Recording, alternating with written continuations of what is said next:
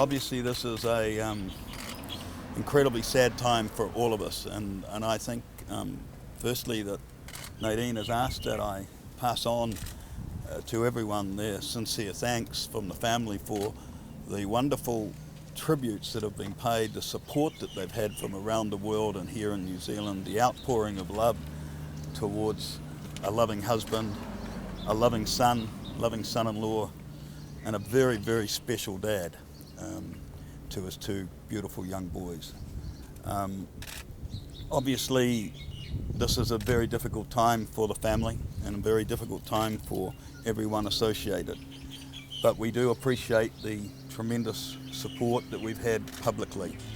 We have had messages from all around the world, and I know that you will be following social media and you will have seen the response from people, all sorts of people, from all dimensions of this world, who are mourning the loss of a very special person, a special rugby player and a special person.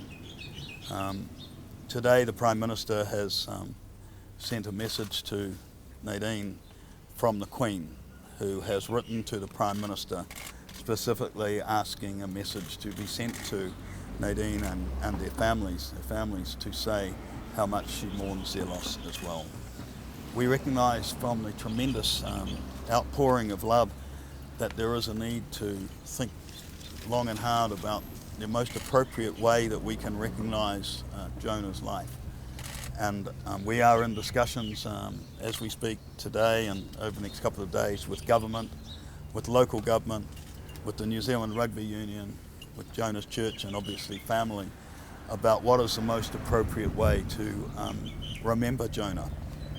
And I'm delighted with the tremendous support we're getting from government and local government who want to help and celebrate Jonah's life.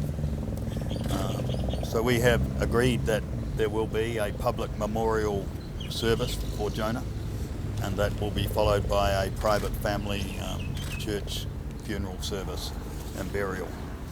On a personal note, I was one of those very fortunate to have a lot of long relationship with Jonah, both as a coach and as a friend. He was a freak. He was the special rugby player that the world has ever seen. He did things that no other person has ever done. And when we recognise that he probably operated at a maximum of 80% efficiency at any time that he played the game, then what does it say about this person? He is a freak in the world. There has never be another Jonah Lomu.